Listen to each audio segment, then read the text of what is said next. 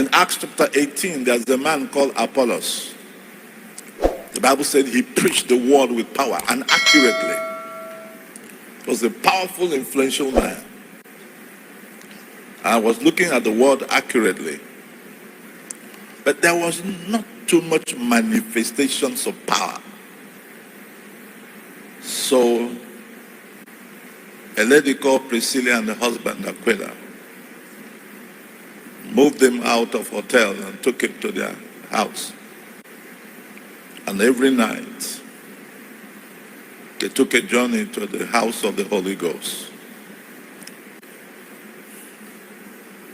The man confessed that whoever led him to Christ and raised him up did not talk so much about the Holy Ghost. And that's why he knew little about him. But after they finished with him and turned him loose, the Bible said that every other city he went, because shortly after him came in Paul, who had been to the house of the Holy Ghost.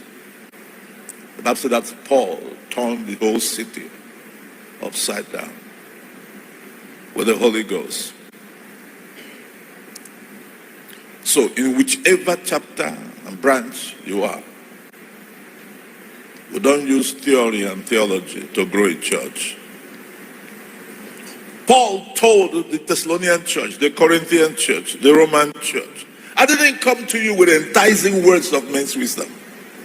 Neither did I come in demonstration of my eloquence and fluency. I came in demonstration of the power of the Holy Ghost. It was the one.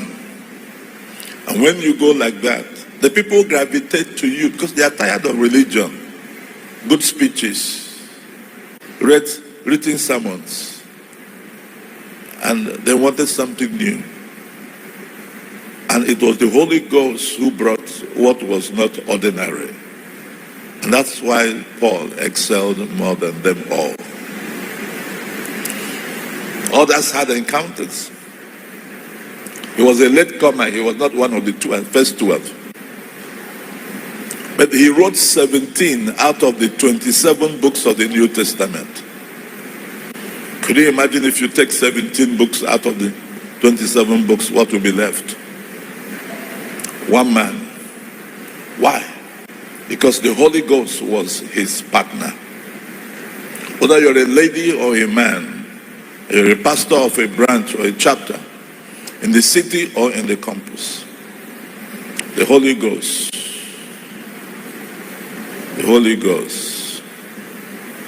is what makes the difference. I raised the first date when I was in campus. Just finished my exams and I was just jolly moving around trying to wait for transportation to leave the next day. And they told me a sister who was pregnant has died.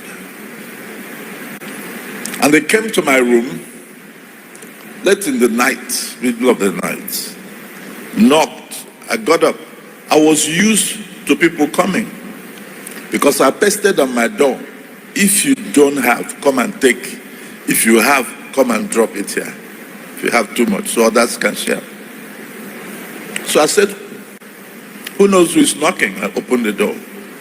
A large number of brethren trooped in. And I said, what's going on? They took a breath in before they answered me. Sister so-and-so who is pregnant just passed away. I said, oh, sorry, accept my condolences. They were quiet for a while. And one of the bold sisters said, but brother, you said to us when you first came into this campus that if a Christian dies, we should come and call you. You will raise the Christian up. Hey! I have finished my exams. I'm a graduate now, even though I have not left your campus. That promise expired yesterday. They laughed at me. They said, that's why we came to you. I was still young. Over 40, close to 50 years ago. I was still very young. but I was radical. And the campus, I built a radio station with which I preached. They told me I had license, they will arrest me. I said the person will be arrested by the power that propels me. I went to the House of Assembly to stop them from passing a law that says churches and Christians should not use loudspeakers and megaphone to preach in the morning. And I stopped them. My eyes were everywhere. I don't know how. I was a student. I bought a brand new bus, Toyota bus. At that time, it was highest bus for 6,000 naira plus, brand new. If I give you 6,000, can you buy me a Hummer bus now? Why not? Don't you have faith? And I'll take off, pack students, and I will go. When we land in the territory, it was like Acts 14:11. The gods have come down. There must be notable miracles. Students. So I asked them to take me to the hostel of the sister who died. I was following them and walking. And I was crying in my spirit. Why? Father, did you travel?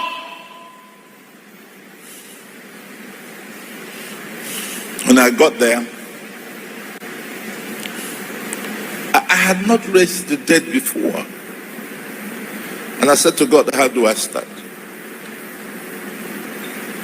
I had seen myself, my father raise the dead, but not me.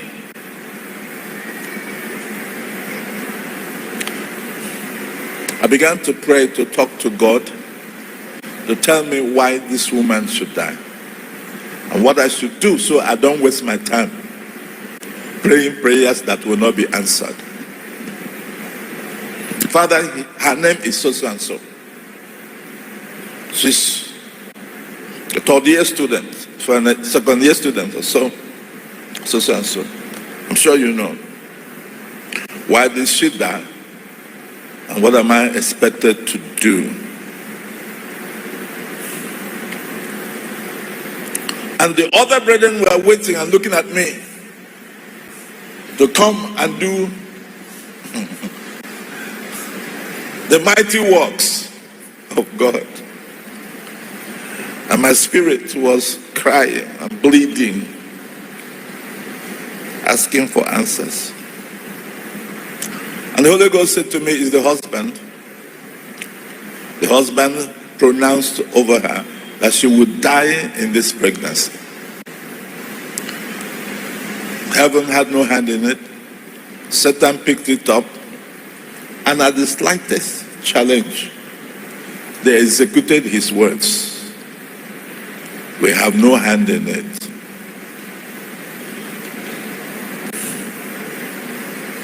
I said, please, Father, show us mercy. I am told with you all things are possible. Can you overturn what the demons have done? And he said, on two conditions. If the husband comes back to reverse what he says, or I will take the husband in exchange.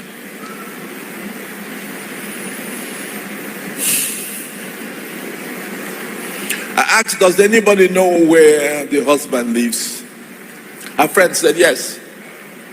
I said, please take the bus and the CU driver and go get the man. When they left, I began to lead in worship. I like to sing.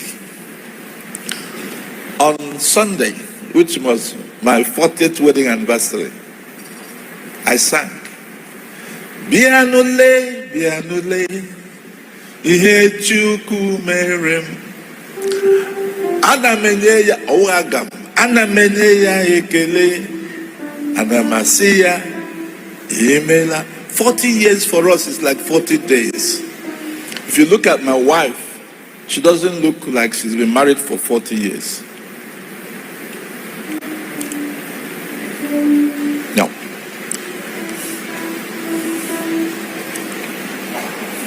So we still have a lot to do for God.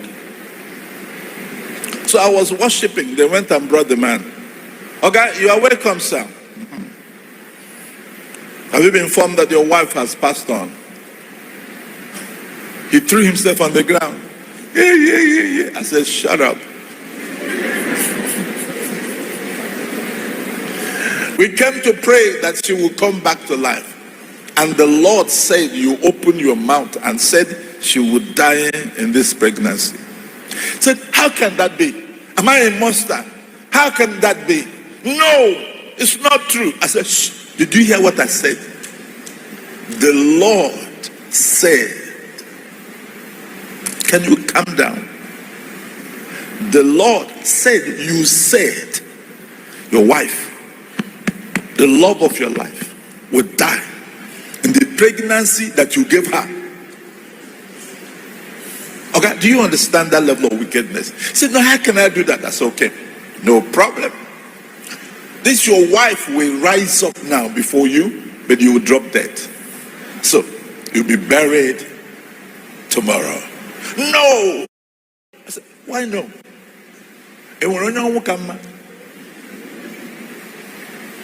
Say, I spoke it in anger. Oh, so you spoke it for fear of dying. Now you agree you spoke it. Come on now, open your mouth and say, she will not die. Say, how? She's dead. Shut up! She's not dead. Say, she will not die in this pregnancy. I said, don't waste my time. She packaged himself and composed himself and said, called her whatever he called her. Said, you will not die in this pregnancy. I said, keep saying it. As he kept saying it, and I went crying. Father! He has reversed what he said. Reverse what the devil has done. And teach the devil he doesn't have a final say. I asked them to take him out of the room. I began to call the name of the sister. I don't know how many I called her name. She opened her eyes and she came back to life.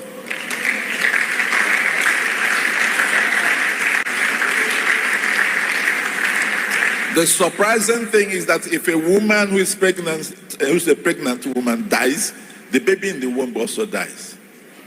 Because it's with the breast, the oxygen the woman breathes, that the baby stays alive.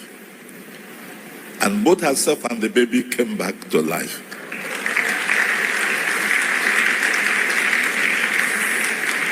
When she opened her eyes, and I called her name again, she looked at me. And I said, it is well. She smiled. I told the brethren, my job is done. I am out of here. I ran out and packed my things. First thing in the morning, I look for a vehicle before another one happens. In the campus. That gave me the courage. When I was doing my youth service, I raised two. It to develop the confidence. In Mark chapter 3, the Bible said Jesus took two of a level of maturity. Charity is not dependent on age or size. If the devil looks at that, he will lose.